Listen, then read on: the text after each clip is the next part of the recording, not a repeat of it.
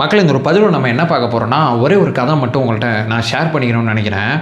இந்த கதையை நான் படிக்கும்போது எனக்கு என்ன தோணுச்சுன்னா, உண்மையை பேசினா நிறைய மறந்துடலாம், எந்த இஷ்யூவும் கிடையாது. உண்மையை பேசினா வாழ்க்கை நல்லாயிருக்கும் அப்படிலாம் நான் சொல்ல போகிறதில்ல.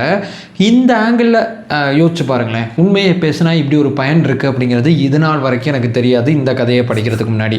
இந்த கதை முதல்ல எப்படி ஆரம்பிக்குதுன்னா, ஒரு அம்மா ஒருத்தங்க அவங்களோட பையன்கிட்ட இந்த கடையில் போயிட்டு இந்த பொருளை வாங்கிட்டு வா அப்படின்னு சொல்லி ஒரு 200 காசு கொடுக்குறாங்க.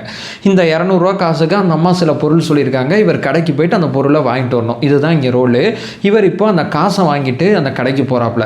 கடைக்கு போகிறதுல அப்படியே விளையாடிட்டே போகிறாப்புல. ஒரு சின்ன பையனை வச்சுங்களேன், ஒரு 10 வயசு பையனை வச்சுங்களேன். அப்படியே ஜாலியாக ஆடிக்கிட்டு பாடிக்கிட்டு விளையாடிக்கிட்டே போகும்போது அந்த காசை எங்கேயோ கீழே போட்டுறாப்புல. கீழே போட்டோன்னே பயங்கரமாக தேடுறாப்புல. காசு கிடைக்கவே இல்லை. கிடைக்காதனால ஐயோ காசு இல்லையே, நம்ம என்ன பண்ணுறது அப்படின்னு சொல்லிட்டு முதல்ல போய் ஒரு பொய் சொல்கிறாரு.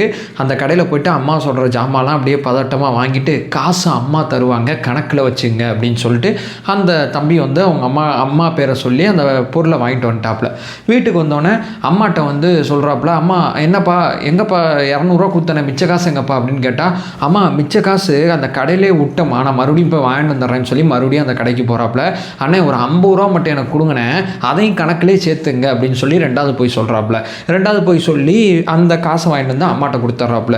ஐயோ இப்போ 200 ரூபா அந்த கடைக்காரர் கொடுக்கணும் அப்படிங்கிறது அம்மாவுக்கு தெரியாமல் எப்படியாவது 200 ரூபா அந்த கடைக்காரன்ட்டு நம்ம கொடுத்து கணக்கை க்ளோஸ் பண்ணிடலாம் அப்படிங்கிறது இவரோட பிளானாக இருக்குது. 3ஆவது நாள் என்ன பண்ணுறாப்புல, அடுத்தடுத்த நாட்கள் என்ன பண்ணுறாப்புல, அம்மாட்ட காசு வாங்கிட்டு கடைக்கு நான் போகிறேம்மான்னு சொல்லி அடம் பிடிச்சி இவரே கடைக்கு போயிட்டு ஜாமான் வாங்கிட்டு வர்றாப்புல, போகிறாப்புல. ஏன்னா அம்மா கடைக்கு போனாங்கன்னா அந்த மிச்ச பாக்கி எங்கே அப்படிங்கிறது தெரிஞ்சிடும்.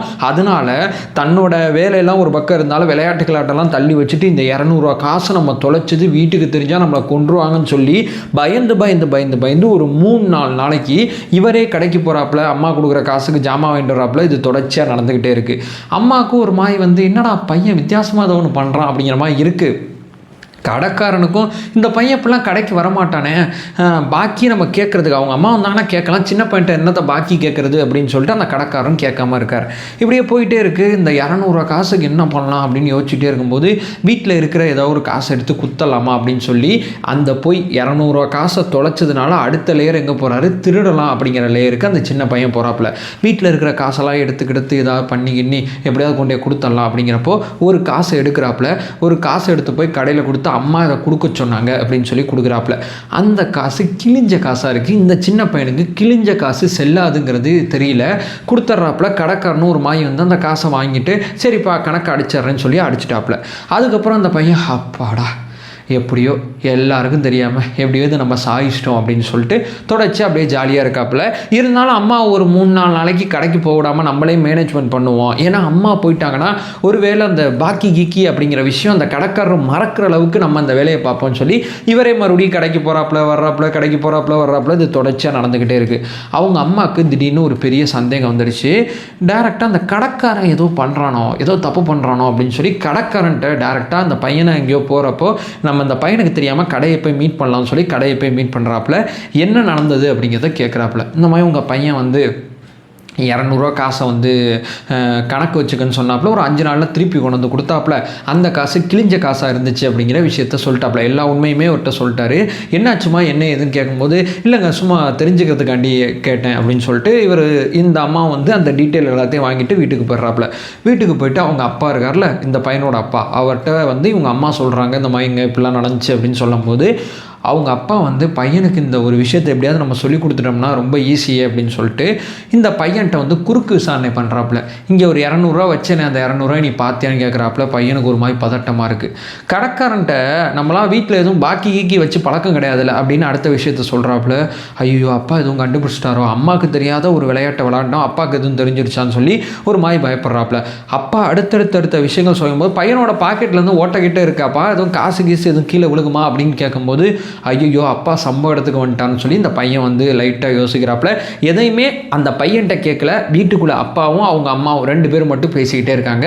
பையனுக்கு பயமாகவே இருக்குது. அப்பாவை ஃபேஸ் பண்ணுறதுக்கு பயமாக இருக்குது. அப்பாவுக்கு உண்மை தெரிஞ்சிச்சு, அப்பாவை பார்த்தா பயமாக இருக்குது. அம்மாவுக்கு தான் தெரியக்கூடாதுன்னு நினச்சோம், அப்பாவுக்கு தெரிஞ்சிச்சுன்னு சொல்லி தொடச்சி அந்த மாதிரி ஒரு மாதிரி டென்ஷன்லேயே அந்த பையன் இருக்காப்புல.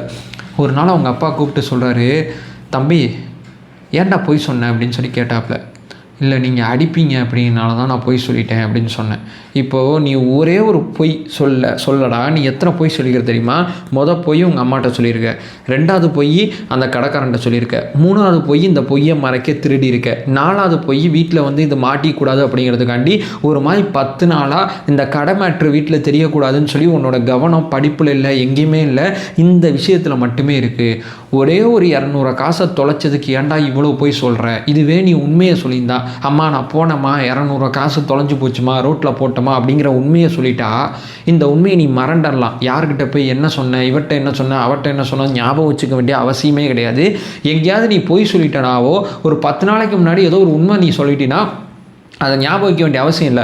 பொய் சொன்னீங்கன்னா அன்னைக்கு விட்ட என்ன சொன்னோம், ஐயோ அப்படிங்கிற ஒரு ஞாபகத்துக்கு நீங்கள் வச்சுக்கணும். பொய்யை சொல்லிட்டீங்கன்னா நீங்கள் ஞாபகம் வச்சுக்க வேண்டிய உண்மையை சொல்லிட்டீங்கன்னா நீங்கள் ஞாபகம் வச்சுக்க வேண்டிய அவசியமே கிடையாது அப்படின்னு சொல்லி உங்கள் அப்பா சொல்கிறாரு. 200 காசை தொலைச்சிட்டேன்னா அந்த ஒரு நாளோட உங்கள் அம்மா திட்டிருக்கலாம், ஏன் உன்னை அடிச்சிருக்கலாம், இந்த மாதிரி ஏதோ ஒன்று நடந்துருக்கும்டா. ஆனால் அந்த ஒரு நாளோட எல்லாம் முடிஞ்சிருக்கும்.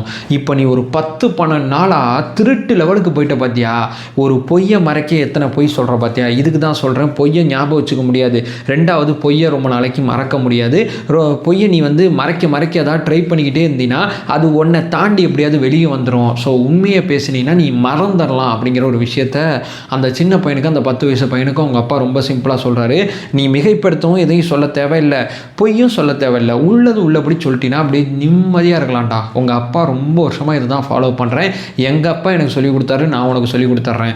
நான் வந்து பொதுவாக எல்லாத்தையும் மறந்துடுவேன், உனக்கே நல்லா தெரியும், ஏன்னா நான் உண்மையை பேசுகிறேன். உங்கள் அம்மாட்ட வந்து ஏன் லேட் ஆகுதுன்னு கேட்டாலும் என்ன விஷயமோ அதை சொல்லிடுவேன். ஏன் அன்னைக்கு லேட் ஆகுதுன்னு கேட்டாலும் உண்மையை சொல்லிடுவேன். ஏன் சீக்கிரம் வந்தாலும் உண்மையை சொல்லிடுவேன். ஆஃபீஸில் என்ன நடந்தாலும் உண்மையை சொல்லிடுவேன். பண பிரச்சனை ஏதாவது ப்ராப்ளம் இருந்துச்சுனாலும் உண்மையை சொல்லிடுவேன். நான் உண்மையை சொல்லிட்டேன்னா எனக்கு எந்த இஷ்யூமே கிடையாது, எதையுமே நான் ஞாபகம் வச்சுக்க வேண்டிய அவசியம் கிடையாது.